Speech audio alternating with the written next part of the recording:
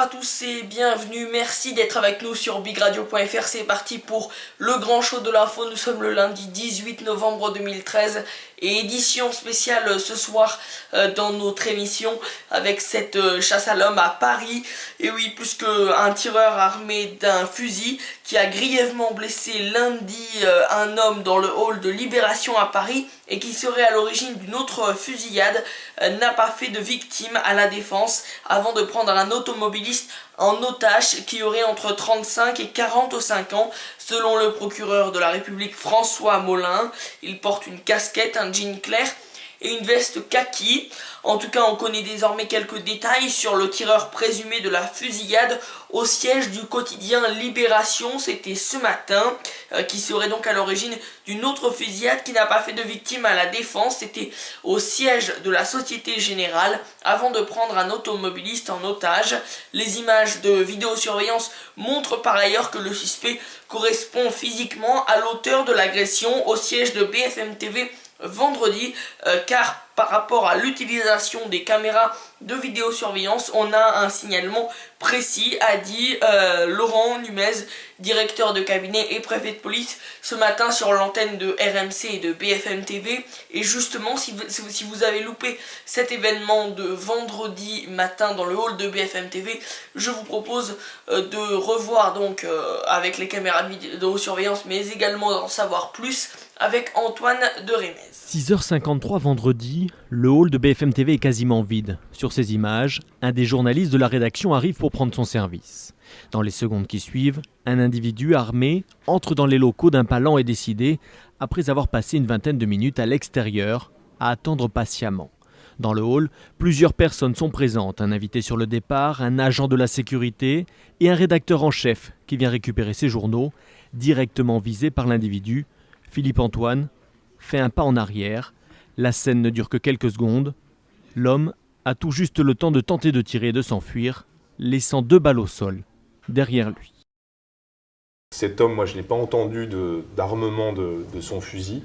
Il a vraisemblablement laissé 2 cartouches tomber par terre, puis s'est retourné et il est reparti. Soit il a essayé de tirer et l'arme s'est enrayée, première hypothèse, soit deuxième hypothèse qui, à mon avis, est la plus vraisemblable. Il n'a pas essayé de tirer, mais il a laissé tomber les 2 cartouches pour montrer qu'il en était capable. L'homme, probablement âgé de 30 à 40 ans, est vêtu d'un manteau noir sans manches, d'un sweatshirt vert, d'une casquette, d'un pantalon gris, de baskets vertes et de gants. Le visage, je dirais que c'est quelqu'un de type européen, mal rasé, 30-40 ans maximum. Mais il avait les cheveux cachés, donc pas possible de donner la couleur de ses cheveux. L'individu armé n'est resté au total que 22 secondes dans les locaux de BFM TV et n'a prononcé qu'une seule phrase, en forme de menace. Il ne s'est pas adressé à moi directement, il a dit une phrase que je n'ai pas entendue parce que j'ai eu un mouvement de recul et je pense que dans l'émotion, voilà, on ferme les écoutilles et on ne s'en souvient plus. Le gardien qui était juste à côté de moi a entendu « la prochaine fois, je ne vous louperai pas ». Une fois le message passé, l'individu s'enfuit d'un pas décidé avant de partir en courant dans une rue étroite et sombre. Il est alors tout juste 6h54. Et donc selon les sources proches de l'enquête, le suspect est donc un homme d'une quarantaine d'années de type européen portant un jean clair et une veste kaki. Le directeur de la rédaction de Libération, Fabrice Rousselot, a dépeint un homme aux cheveux courts. Enfin, il porte un sac noir en bandoulière. Le procureur de la République, François Molin, à la sortie de sa conférence de presse, a indiqué de son côté que le suspect ferait 1m70 ou 1m80 et aurait entre 35 et 45 ans. Il aurait les cheveux poivre-sel et porterait des baskets vertes avec des semelles blanches, signalé comme corpulent par certaines sources proches de l'enquête. Il ne le semble pas selon les premières images diffusées. Et on va tenter d'en savoir plus sur ce qui s'est passé ce matin à Libération avec Annie Bazar. Il est 10h15 lorsqu'un homme armé d'un fusil à pompe pénètre dans le hall du journal Libération et tire 2 fois sur un assistant photographe. L'homme, touché au thorax et à l'abdomen, s'effondre. Le tireur repart à pied sans expliquer son geste. La victime âgée de 27 ans est transportée à la Pitié-Salpêtrière. Son pronostic vital est engagé. Le hall du quotidien Libération transformé en scène de crime, l'émotion est extrêmement vive parmi les journalistes. Il y a un niveau de violence élevé qui compromet le libre travail d'un certain nombre de rédactions et peut avoir des conséquences dramatiques comme celles qui ont eu lieu ce matin. Donc c'est un cri de colère, un cri de soutien et un cri d'alerte et d'alarme collective. De sources policières et d'après les images de vidéosurveillance, l'auteur des coups de feu à Libération est le même que celui qui est entré à BFM TV vendredi. Vers 7h du matin, d'un pas déterminé, il s'est introduit dans le hall de l'immeuble et a menacé un rédacteur en chef avec un fusil avant de repartir à pied. Moi j'ai eu juste le temps de bien voir son regard surtout. Le visage, je dirais que c'est quelqu'un de type européen, mal rasé, 30-40 ans maximum. Ce que je trouve étrange, c'est qu'il n'y ait pas de revendication, si c'est contre les médias, avec un grief ou un reproche. Là, voilà, c'est silencieux. La seule phrase qui a été prononcée contre BFM TV, c'est « la prochaine fois, je ne vous le prépare ». Mais ça aurait pu être le cas dans un café ou dans un restaurant. En fin de matinée, à La Défense, un homme, probablement le même tireur, a ouvert le feu dans la rue devant le siège social de la Société Générale. Il n'y a pas eu de blessés, mais peu de temps après, dans le même secteur, un automobiliste a été pris en otage dans sa voiture. Il a déposé son kidnappeur armé sur les Champs-Élysées. Les rédactions des radios RTL et Europe 1 sont situées non loin de cette adresse, d'où l'inquiétude des enquêteurs. Des policiers sont déployés devant tous les médias parisiens. Et les personnes susceptibles de détenir des informations sur le suspect recherché peuvent joindre le numéro suivant, c'est le 0800 00 27 08 0800 00 27 08 ou écrire à l'adresse mail suivante pppj appel à témoins @intérieur.gouv.fr pppj appel à témoins intérieur.gouv.fr.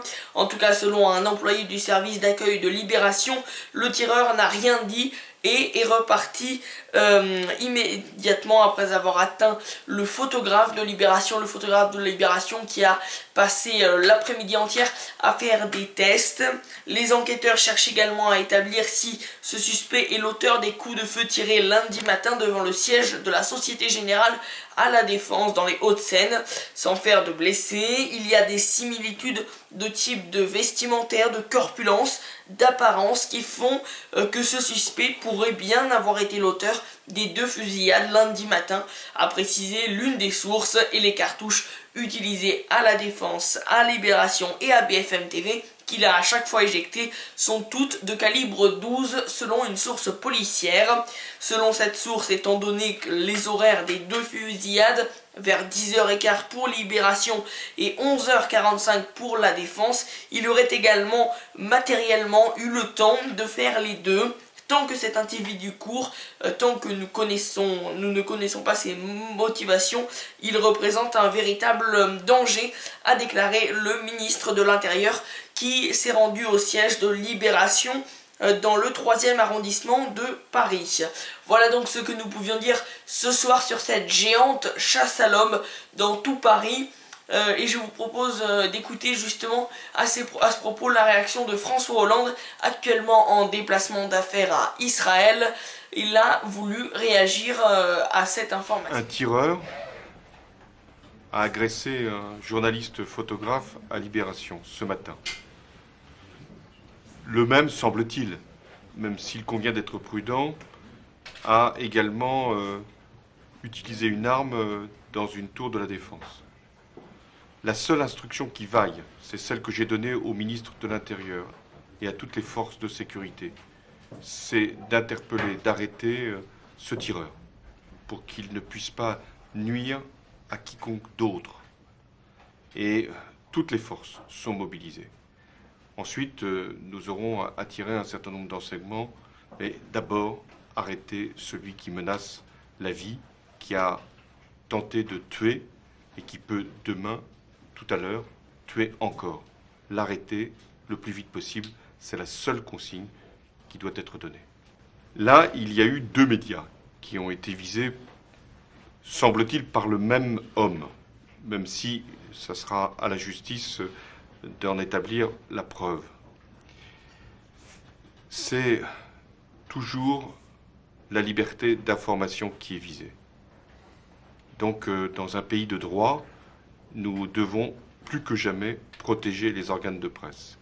J'ai également donné, avec le ministre de l'Intérieur, Manuel Valls, toutes les instructions pour que tous les organes de presse aujourd'hui soient protégés. Voilà, c'est la fin de cette édition. Bien sûr, la situation va évoluer dans les prochaines heures et dans les prochains jours. Pour en savoir plus, rendez-vous demain dans le grand show de l'info, mais également sur bigradio.fr, rubrique les news. Très bonne fin de soirée à tous et à demain.